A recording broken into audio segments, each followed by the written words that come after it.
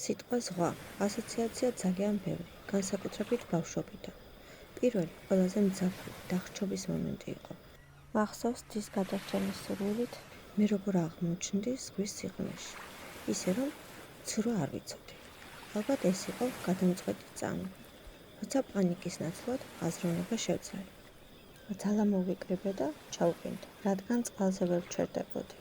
გამართლა, შევძელი ჩაყუნთულმა ცოტა გამეცურა და თავი ამოყავი სამშვიდობას. სულ მაფრთხილებდნენ, წყალს არ უნდა გაუთანამდეო. მიყვებოდნენ ბიძაჩემის ამბავს, რომელიც ძალიან კარგი მოცურავე იყო და ფეხი გაუჩერდა ზღვაში. ამ დროს გმირს წარმოვიდგენდი ხოლმე, რომელმაც შეძლო და თავი გადაერჩინა. თუმცა ყველას ხომ არ უმართლობს. ღმერთია მოწმე, ძალიან ფრთხილი ვარ და ძალიან არ მიყვარს, როდესაც სიღრმეს ვგრძნობ. ზღვა, ისევ ბავშვობაში გადავყავარ და მახსენდება, როგორ თამაშობდი კალათბურთს თუ ფეხბურთს სხვა გოგოებისგან განსხვავებით.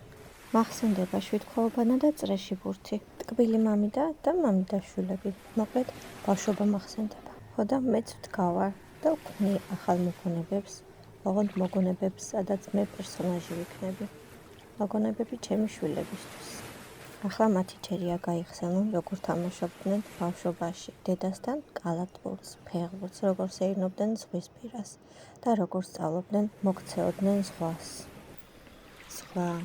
ზღვა ქალივით არის, ღრმა, ლამაზი. ხან ბობოქარი და ხანაც წყნარი. თუ გაუგე და მისი ხასიათი ამოიცანი, გაგიმართლა ესე იგი. ოღონდ ზომიერება არ უნდა დაგავიწყდეს, არ უნდა გაუთამამდე.